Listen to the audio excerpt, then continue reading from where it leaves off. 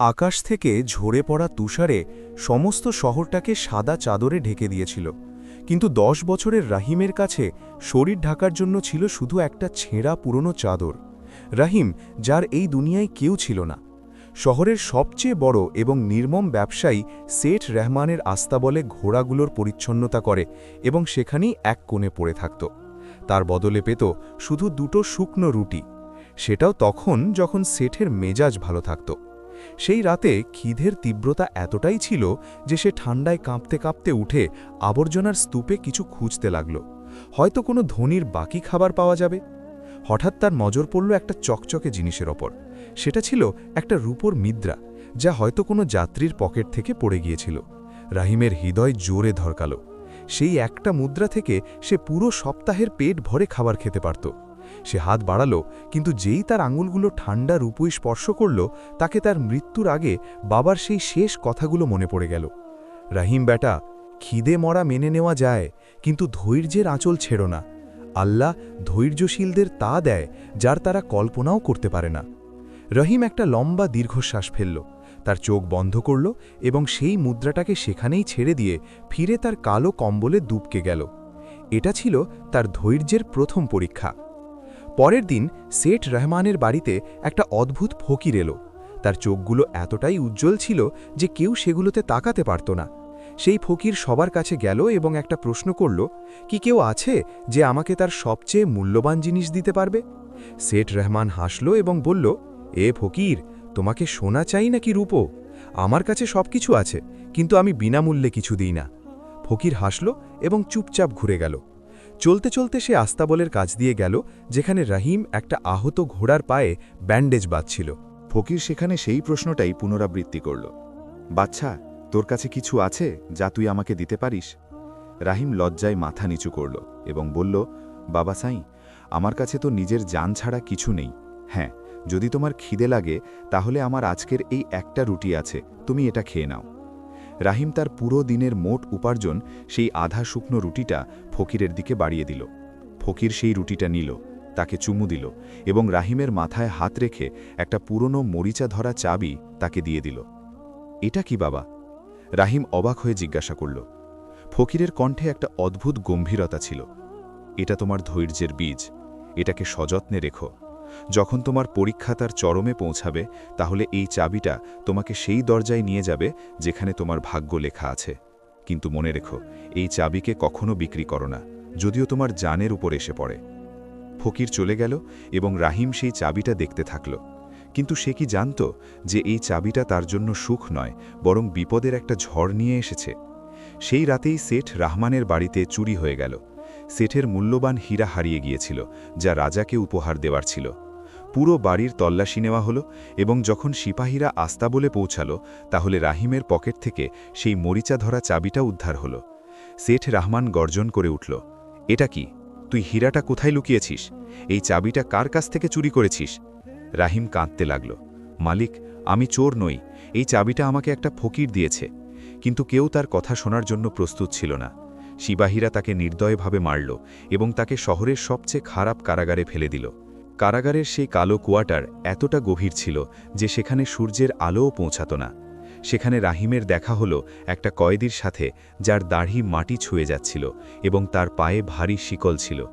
সেই বুড়ো কয়েদি যখন রাহিমের হাতে সেই চাবিটা দেখল, তাহলে তার চোখ ফেটে যাওয়ার মতো হয়ে গেল। সে কাঁপা কণ্ঠে বলল, ছেলে, এই চাবিটা তোকে কোথা থেকে মিলেছে?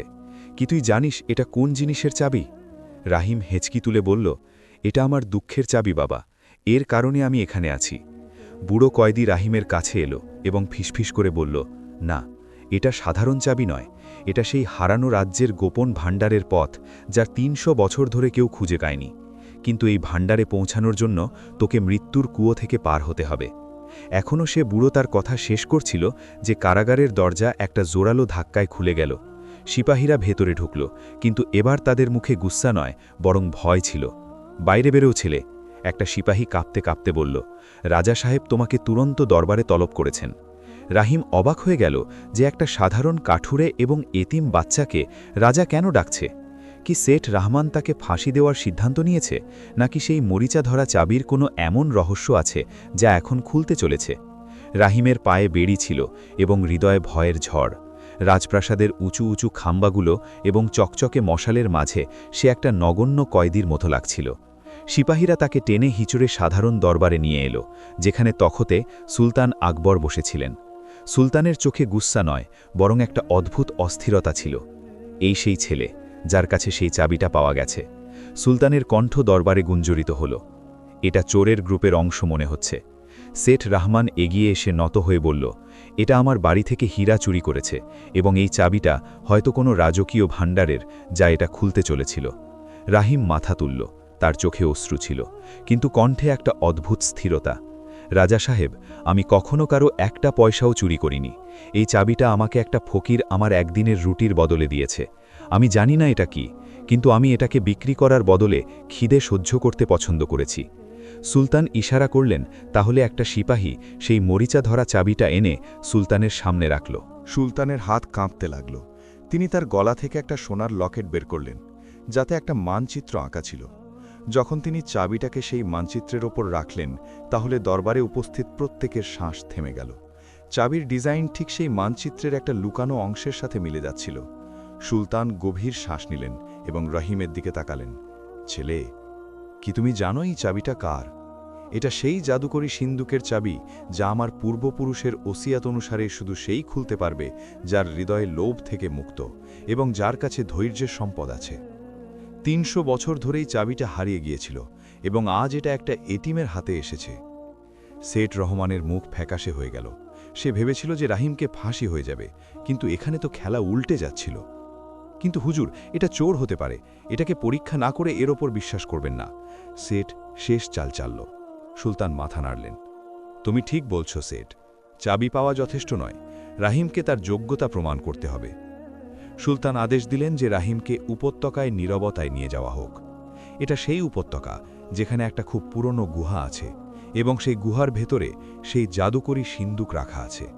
ঐতিহ্য ছিল যে যে কেউ সেই সিন্দুক খোলার উদ্দেশ্যে গেল, যদি তার হৃদয়ে একটুকু লোভ হয়, তাহলে সে কখনো ফিরে আসেনি। রাহিমকে একা সেই উপত্যকার দিকে পাঠিয়ে দেওয়া হলো। তার কাছে না খাবার ছিল, না জল, শুধু সেই মরিচা ধরা চাবি এবং তার ধৈর্য। পথে রাহিমকে একটা এমন কুঁয়ো মিলল, যার জল রূপোর মতো চকচক করছিল। সে তৃষ্ণার্ত ছিল। যেই সে জল পান করার জন্য হাত বাড়ালো, কুঁয়ো থেকে একটা কণ্ঠ শোনা গেল। রাহিম, থামো। এই জলের একটা ঢোক তোমাকে দুনিয়ার সব ভাষা শিখিয়ে দেবে এবং তুমি পশুদের কথাও বুঝতে পারবে, কিন্তু তার বদলে তোমাকে সেই চাবিকা এখানে ফেলতে হবে। রাহিম থামল। তার গলায় কাটা ফুটছিল। তৃষ্ণায় তার দম বেরিয়ে যাচ্ছিল। শয়তান আবার প্রলোভন দেখাল। জল পান করো রাহিম, ভাষা শিখলে রাজা হওয়া সহজ হয়ে যাবে। এই চাবিটা তো শুধু মরিচা ধরা লোহা। কিন্তু রাহিম তার বাবার ওসিয়াত মনে করল।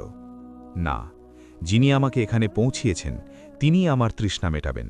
আমি ছলনার সওদা করব না। যেই সে এটা বলল, কুঁয়ো অদৃশ্য হয়ে গেল এবং সেখানে একটা ঠান্ডা মিষ্টি জলের ঝর্ণা উথলে উঠল, যার জন্য তাকে কোনো মূল্য দিতে হয়নি। রাহিম জিভ ভরে জলকান করল এবং এগিয়ে গেল। কিছু দূর যাওয়ার পর তাকে একটা বুড়ি মিলল, যে পাথরের স্তূপের নিচে চাপা পড়ে কাতরাচ্ছিল।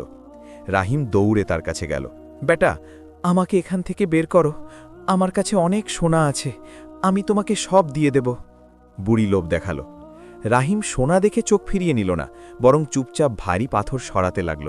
তার হাত থেকে রক্ত বেরোতে লাগল, নখ উঠে যেতে লাগল, কিন্তু সে পিছিয়ে যায়নি। অনেক ঘন্টার পরিশ্রমের পর সে বুড়িকে বের করল। বুড়ি হঠাৎ একটা পরীর রূপ ধারণ করল এবং হেসে বলল, তোমার পরীক্ষা সম্পূর্ণ হয়েছে। এই পাহাড়ের পিছনে সেই গুহা আছে, কিন্তু মনে রেখো রাহিম, গুহার পাহারাদার কোনো মানুষ নয়, তোমার নিজের ভয়। যদি তুমি ভয় পাও, তাহলে সেই সিন্দুক তোমাকে গিলে ফেলবে। রাহিম গুহার দরজায় পৌঁছল। তখন সেখানে অন্ধকার ছেয়েছিল। যেই সে পা ভেতরে রাখল, তাকে তার পিছনে কারো চলার শব্দ শোনা গেল। সে ঘুরে দেখল, তাহলে সেখানে সেই বুড়ো কয়েদি দাঁড়িয়েছিল যে তাকে কারাগারে মিলেছিল। বুড়ো কয়েদির হাতে একটা তলোয়ার ছিল এবং তার চোখ রক্তের মতো লাল ছিল। রাহিম, সেই চাবিটা আমাকে দাও, না হলে আমি তোমার মাথা কেটে ফেলব। আমি কোনো কয়েদি নই, আমি এই ধনের রক্ষক। রাহিমের কাছে কোনো অস্ত্র ছিল না। সে তার চোখ বন্ধ করল, চাবিটাকে বুকে লাগালো এবং বলল, যদি আমার মৃত্যু এতে লেখা থাকে তাহলে আমি স্বীকার করি, কিন্তু আমি আমানতে খিয়ানত করব না। যেই বুড়ো তলোয়ার তুলল, একটা জোরালো ধাক্কা হলো এবং পুরো গুহা আলোয় ভরে গেল। রাহিম চোখ খুলল, তাহলে সে অবাক হয়ে গেল। সামনে কোনো শত্রু ছিল না, বরং একটা সোনার বড় সিন্দুক খোলা পড়েছিল এবং তার ভেতর থেকে একটা রাজকীয় মুকুট বেরিয়ে এলো, যা বাতাসে ঝলমল করছিল। কিন্তু আসল অবাক হওয়াও তখন হলো যখন সে সিন্দুকের ভেতরে একটা পুরনো চিঠি দেখল। রাহিম কাপা হাতে সেই চিঠিটা তুলল এবং যেই প্রথম লাইন পড়ল, তার পায়ের তলা থেকে মাটি সরে গেল। চিঠিতে লেখা ছিল, এই মুকুট সেই এতিম রাজপুত্রের জন্য যার বাবাকে তার নিজের লোকেরা ধোঁকা দিয়ে মেরেছে। রাহিমের হাত কাঁপছিল এবং চোখ থেকে অশ্রু থামছিল না। সেই পুরনো চিঠিতে লেখা প্রত্যেকটা শব্দ তার হৃদয়ে হাতুড়ির মতো লাগছিল। চিঠিতে লেখা ছিল, আমার ছেলে রাহিম, যদি তুমি এই চিঠি পড়ছ তাহলে তার মানে হলো যে তুমি ধৈর্য এবং সত্যতার সেই পরীক্ষা পাশ করেছ যাতে তোমার বাবার হত্যাকারী ব্যর্থ হয়েছিল।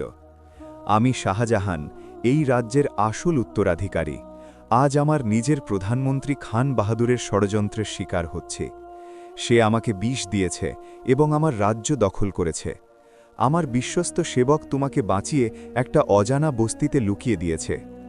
মনে রেখো, এই মুকুট শুধু একটা গয়না নয়, এটা ন্যায়ের প্রতীক, এবং এটা শুধু সেই মাথায় সাজবে যে তার প্রজাদের দুঃখ তার হৃদয়ে রাখে।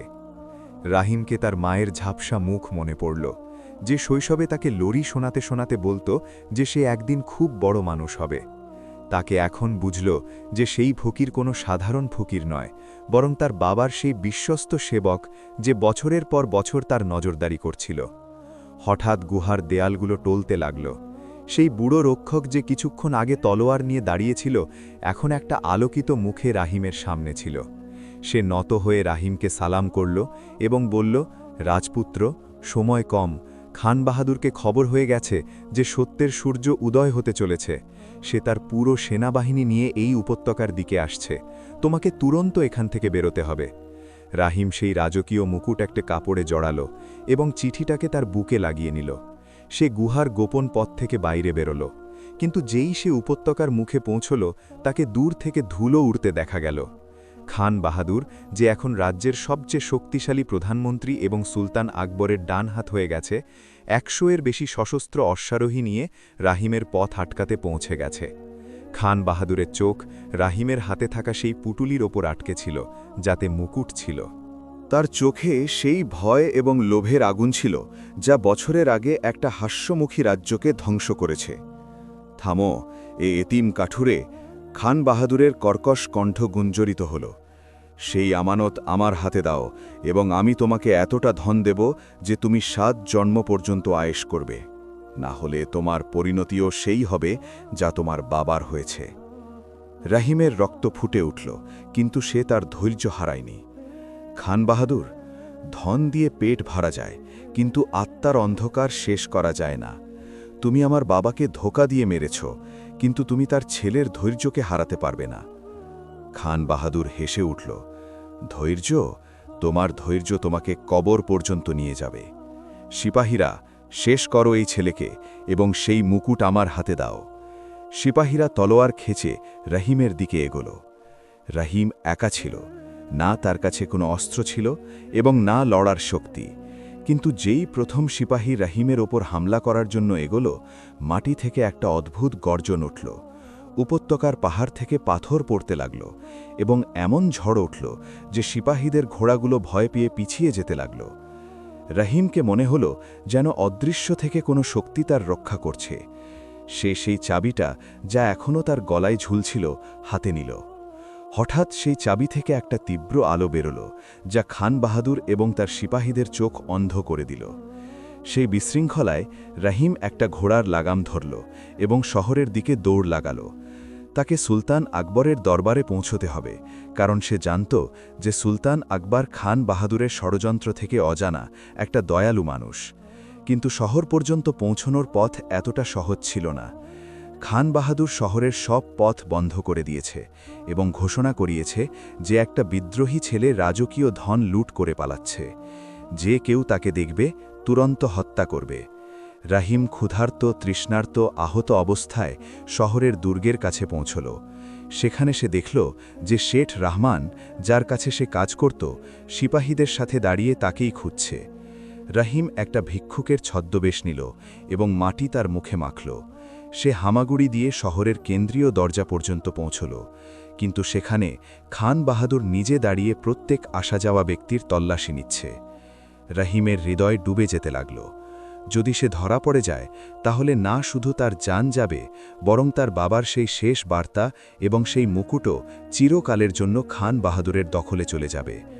তখন রহিমের নজর একটা জানাজায় পড়ল, যা শহর থেকে বাইরে যাচ্ছিল।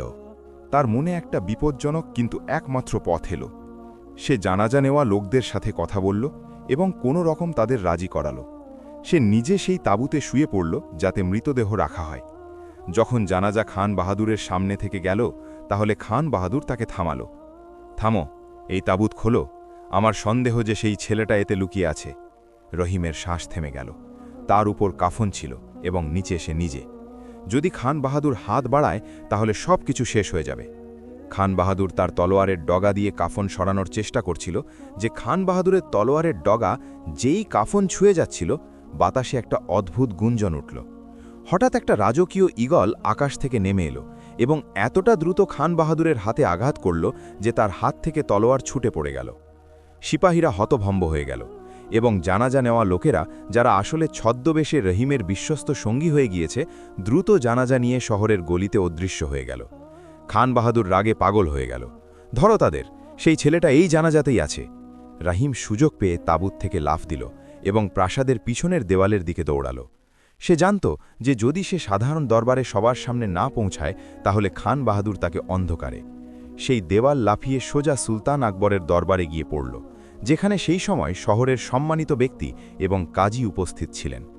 রহিমের অবস্থা খারাপ ছিল, পোশাক ছেঁড়া এবং শরীর থেকে রক্ত বেরোচ্ছে, কিন্তু তার হাতে সেই পুটুলি শক্ত করে ধরা ছিল। থামো! সুলতান আকবর তখত থেকে উঠে দাঁড়ালেন। তুমি সেই কাঠুরে যাকে আমি উপত্যকায় নীরবতায় পাঠিয়েছিলাম, তুমি এখানে এই অবস্থায় কি করে পৌঁছালে? এখনও রহিম কিছু বলতে যাচ্ছিল যে খান বাহাদুর তার সিপাহীদের সাথে দরবারে ঢুকল। হুজুর, এই ছেলেটা জাদুকর, এটা রাজকীয় ধন লুটেছে এবং এখন আপনার জান নিতে এসেছে। সিপাহীরা এটাকে সেখানেই হত্যা করো। সিপাহীরা এগোলো। রাহিম উচ্চকণ্ঠে ডাকল, থামো! আমি শাহজাহানের ছেলে এবং এই রাজ্যের আসল উত্তরাধিকারী। পুরো দরবারে নীরবতা ছেয়ে গেল। সুলতান আকবরের চোখ অবাক হয়ে বিস্তারিত হয়ে গেল। খান বাহাদুর হেসে উঠল। একটা এতিম কাঠুরে রাজপুত্র হওয়ার দাবি করছে, তার প্রমাণ কি? রাহিম কাঁপা হাতে সেই পুটুলি খুলল। তার ভেতর থেকে সেই প্রাচীন রাজকীয় মুকুট বেরোল, যার চমক পুরো দরবারকে আলোকিত করে দিল। তারপর সে সেই চিঠি বের করল, যাতে শাহজাহানের সিল লাগানো ছিল। শহরের কাজী এগিয়ে এসে চিঠি পড়ল। তাহলে তার হাত কাঁপতে লাগল। এটা তো সত্যি সুলতান শাহজাহানের লেখা, এবং এই মুকুট, এটা সেই হারানো মুকুট যা শুধু রাজ পরিবারের মাথায় সাজতে পারে। খান বাহাদুর ভয় পেয়ে গেল। সে শেষ চাল চালল। এটা সব মিথ্যে, এই মুকুট নকল হতে পারে। যদি এটা সত্যি রাজপুত্র হয় তাহলে এটাকে সেই জাদুকরি আংটি পরে দেখাতে হবে, যা শুধু সত্যিকারের উত্তরাধিকারীর আঙুলে পুরোপুরি ফিট হয়, না হলে এটা ঘোষিত বলা হবে। সুলতান আকবর সেই আংটি মঙ্গালেন, যা বছরের পর বছর একটা কাঁচের সিন্দুকে বন্ধ ছিল। খান বাহাদুরকে বিশ্বাস ছিল যে রাহিম একটা সাধারণ কাঠুরে, তার আঙুলগুলো পরিশ্রমে মোটা হয়ে গেছে এবং এই আংটি তাকে কখনো পুরোপুরি আসবে না। খান বাহাদুর প্রথমে নিজে সেই আংটি পরার চেষ্টা করল, কিন্তু আংটি এতটা টাইট হয়ে গেল যে তার আঙুল থেকে রক্ত বেরোতে লাগল। তারপর শহরের বড় বড় আমিররা চেষ্টা করল, কিন্তু কারো হাতে সেটা এলো না। শেষে রাহিমের পালা এলো। রাহিম বিসমিল্লাহ পড়ল এবং আংটিকে তার আঙুলের কাছে করল। যেই আংটি রাহিমের আঙুল ছুঁয়ে গেল, সেটা মোমের মতো নরম হয়ে গেল এবং পুরোপুরি ফিট হয়ে গেল। সেই মুহূর্তে দরবারের দেয়ালে লাগানো সুলতান শাহজাহানের ছবি থেকে একটা নূর বেরোল, যা রহিমের মুখে পড়ল। সুলতান আকবর তখত থেকে নেমে এলেন এবং রহিমের সামনে মাথা নত করলেন। রাজপুত্র রহিম, আমাদের থেকে খুব বড় ভুল হয়েছে। আমরা সাপ খান বাহাদুরকে আমাদের বন্ধু ভেবেছি, যে আপনার পরিবারকে ধ্বংস করেছে। খান বাহাদুর পালানোর চেষ্টা করল, কিন্তু সিপাহীরা তাকে ধরে ফেলল। তাকে সেই কালো কোয়ার্টারে ফেলে দেওয়া হলো যেখানে রহিম কয়েদি ছিল। শেঠ রেহমান, যে রহিমের ওপর অত্যাচার করত, ভয়ে কাঁপতে লাগল। কিন্তু রহিম তাকে ক্ষমা করে দিল এবং বলল, তোমার অত্যাচারই আমাকে ধৈর্য শিখিয়েছে এবং আজ এই ধৈর্যের ফল আমি পেয়েছি। রহিমকে রাজকীয় পোশাক পরানো হলো এবং তার রাজ্যাভিষেক হলো। সেই ছেলেটা যে কাল পর্যন্ত কাঠ কাটত, আজ একটা মহান রাজ্যের রাজা হয়ে গেছে। সে সবচেয়ে প্রথমে সেই ফকিরকে খোঁজালো যে তাকে সেই চাবি দিয়েছে, কিন্তু সেই ফকির কোথাও মিলল না। শুধু একটা স্বপ্নে সে রহিমকে দেখা দিল এবং বলল, রহিম, এই তখত তোমার জন্য পুরস্কার নয়, বরং একটা দায়িত্ব। মনে রেখো, যে ধৈর্য তোমাকে এখানে নিয়ে এসেছে, সেই স্বাধীনতা তোমাকে লোকেদের হৃদয়ে জীবিত রাখবে। রহিম তার পুরো জীবন ন্যায় এবং গরিবদের সাহায্যে কাটালো।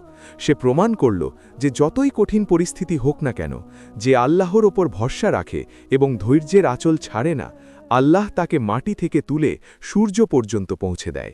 গল্প এই শিক্ষা দেয় যে লোকেরা, মনে রেখো, যে ধৈর্যের ফল মিষ্টি হয়। কঠিন সময় মানুষকে ভাঙার জন্য নয়, বরং তাকে মূল্যবান করার জন্য আসে।